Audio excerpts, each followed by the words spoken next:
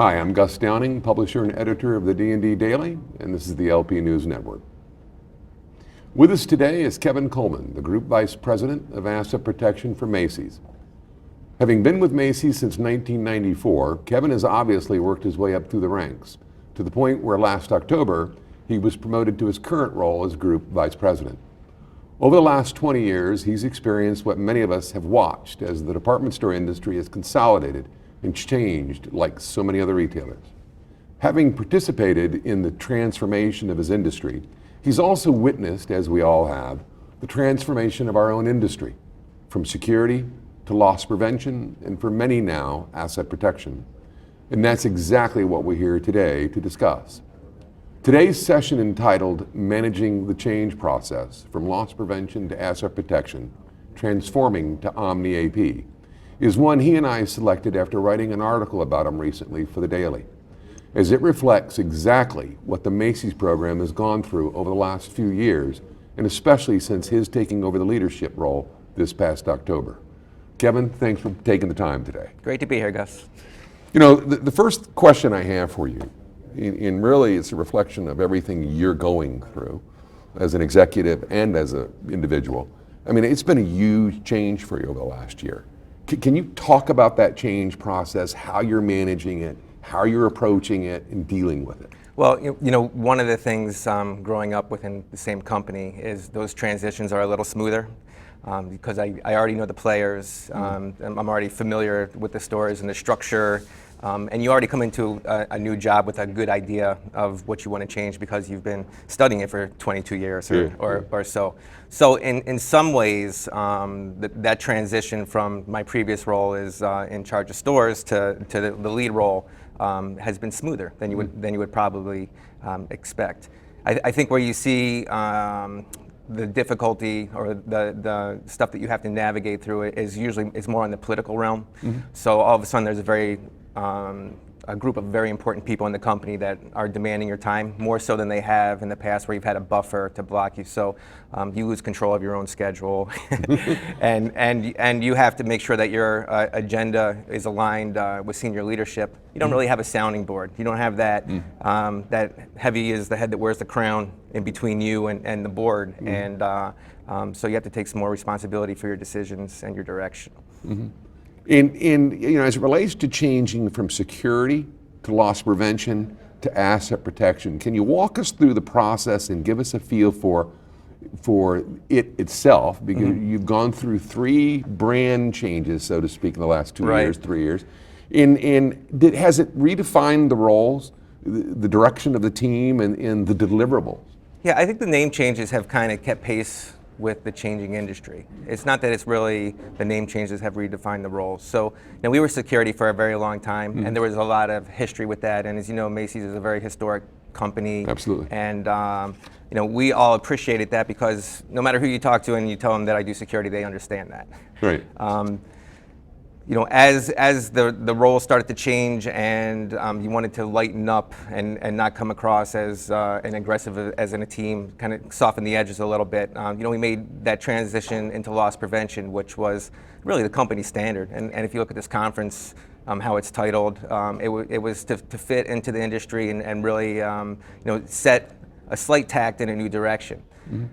In last October, when we switched it to asset protection, it was a reflection of how quickly our business is changing and how quickly the things that we have done in the past, you know, for 50 years, we've been excellent at protecting boxes. And all of a sudden now that's transitioning as we get into omni-channel selling. There is nothing that encompasses everything except for the name asset protection. So for me to communicate to my team that loss prevention is now an aspect of what you do, and we are exploring all the other assets that we protect, you know, primarily brand protection and people protection, you know, our associates and my team.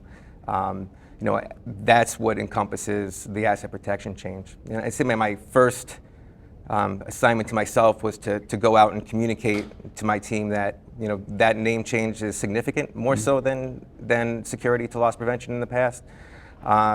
But that name change, what we're saying is we're business people.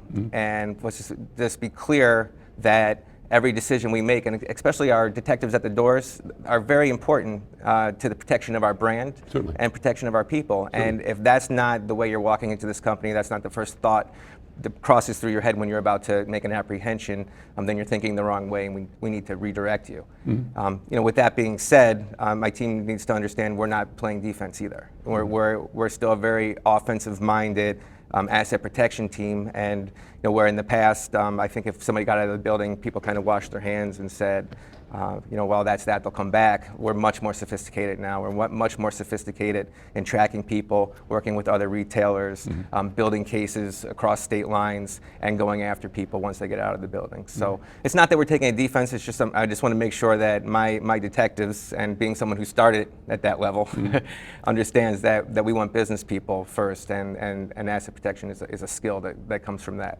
You talked about, when we were together once, about the supply chain, with Macy's changing and the Omni-channel efforts, and you talked about the touch points from an LP AP perspective, that you've really got to be looking at every aspect of the business and in the customer touch points of being able to purchase quicker, faster, real time, and how that impacts the LP processes. Could you, and that kind of folds into the asset protection side of it. It certainly does, because this industry is changing so quickly, and if you look at the last 3 years, the amount of change that we've had in that period, looking out 3 years, you have to expect that we'll have that much change again. You really have to be able to adapt your skill sets to what's going on out there. I just mentioned we are very good at protecting boxes. We're very good at checking things in from vendors when it gets to a warehouse, putting in a tube, a truck, putting a seal on it, having it get to the box, and then unwrap it there and protect it in the box. But now with Omni-channel, when you have same-day delivery, buy online, pick up on store, in-store fulfillment, store-to-store fulfillment, all that merchandise that we used to protect inside the box is now circulating outside the box. Right. So there is no program that comes with the Omni-channel business that says this is the loss prevention, security, asset protection way to deal with this quantity of merchandise. That's something that we have to reinvent ourselves in order to keep pace with the changing business model. And that kind of fits the asset protection overall theme. Absolutely. Because you're protecting it from the time it arrives at your distribution center to the time that it ends up in the customer's hands, and that may not be much of a gap between the two anymore. Absolutely. And we've had some cases where we've tracked it back to the Postal Service, just by following the postal routes and noticing that we're missing a bunch of packages along those routes. But I think to drive the point home to my team, I like to tell them when I'm in a group setting, like, do you realize that you work for the 7th largest internet retail company in the United States? And I don't think anybody got into Macy's realizing that they were working for an internet company. But that's the kind of thought process that has to change, that we're this big, expansive monster out there that's looking at every avenue to complete a sale, and we have to continue to educate ourselves. And that's why I think a conference like this is great, because I come here and I go to some sessions where I'm feeling a little uncomfortable, so I'm like, I should know more about that, or what does that acronym mean? And I can take that information back and at least find somebody to teach me what it means. What do you feel about this? All the cybersecurity sessions that the NRF Protect is presenting. I was meeting with Bob earlier, Bob Maraca of the NRF. Right. And I had thrown out a number that 20% of the sessions are now about cybersecurity, about data breaches, about data protection and such. It's certainly probably based on feedback, because I think everybody is a little uncomfortable in their skin when they talk about the technical aspects of who's breaking in, is it coming from Europe, is it coming from the United States, what is the asset protection role in that process. So you really have to define that, and as we come in, we need to learn, at least on the surface, what the hot button topics are, so we can ask the right questions. I don't think anybody that is going to come in here and understand how to secure a network unless you've gone to school for 20 years. Right. But you need to come in and understand what the right questions are, and and how to hire the right people that can give you comfortable answers, that your network is secure. I think data breach, post Target has just become a hot topic at the highest levels of every company, and I think there's a lot of pressure on the asset protection group to really understand what that threat is, and at least have a game plan, if you're not personally protecting it, to get it protected. Well, and aren't we responsible as an industry to manage some of the investigative processes after breach? Oh, absolutely. And I always say that. I was like, well, where's your involvement? And as soon as you need to put your hands on somebody, that's where my team is coming in. And before that, it's like securing sites and basic physical security measures. Sure. But we're not. My detectives in my stores aren't going to look at algorithms on the computer and say, hey, we're getting more traffic from East Germany or Eastern Germany, right. and we need to be concerned about that. But as as a leader, as an asset protection leader, you need to understand that that's set up in your company and be comfortable that that's not going to be a breach. As it relates to Omni AP, I mean, you're one of the few who've used the term with me recently, and I certainly agree with you that we are becoming Omni AP. I mean, how would you define that, and how do you see that evolving long term for the industry? Not necessarily Macy's, but for the industry.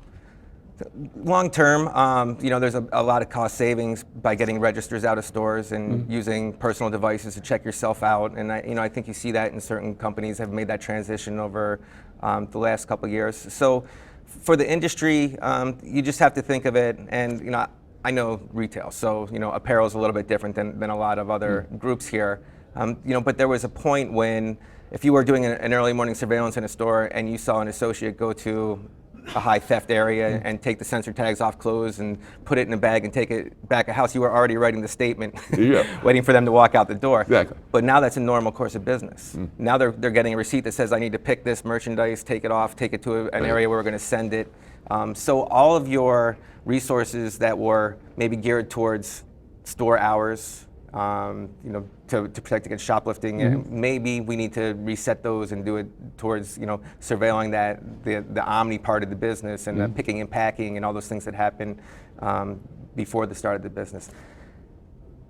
The investigation process, like if you're a good investigator, you're going to be a good investigator. And if you're in a store, you can't lose the fact that really the people are still taking merchandise and putting it on them or putting it in bags and getting it out of your store some way. So it's not like everything that you've learned in the past is not relevant, because 90% of it is. It's just that we have to make that shift and protect that new 10% that's presenting a challenge for us. Well, and we've got to grow and learn and Right.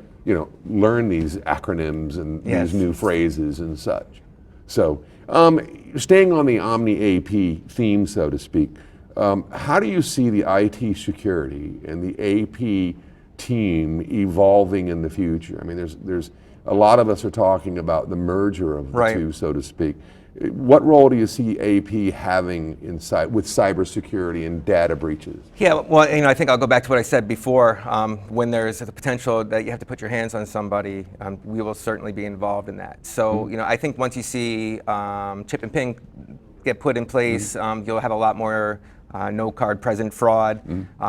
They'll probably look for exposures in gift cards. Gift cards are not as well protected. Right. So IT departments will identify blocks that are missing, algorithms that have been stolen, automated calls into the VRU and all those things.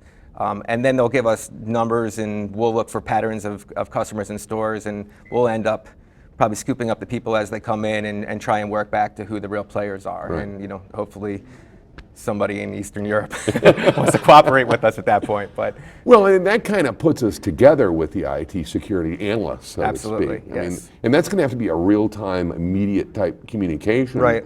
Because they're the ones that are able to see that data, and not the AP folk. Yeah, I think in the future you'll probably see more companies have a chief security officer, and then everybody reports up, almost like a Department of Homeland Security. So all the top guys get at the table and talk about what's going on. There's a lot of silos that still have to be taken down, intercompany, inter-industry, and I know that we've made some great progress here the last couple of years. Lastly, Kevin, can you communicate the Macy's AP brand to the community, so to speak? I mean, what is it that your organization wants to accomplish long term? Long term, our organization wants to be someone that's known as an inclusive organization, one of the most diverse companies in the world, if not the most diverse. We want to be a fun environment, and great fashion and friendly. Yeah, right. And all inclusive. And all inclusive, yes. And we would like to wish you the best of luck with Backstage stores that you're launching. It's a great avenue for growth for Macy's. Thank you. And congratulations again. I know it's belated on your promotion, and we wish you the best of luck in it. Thank you. Thanks for being here. Great to be here. Well, that's it for this episode, folks. And thanks for watching. And until next time, let's keep them all safe out there.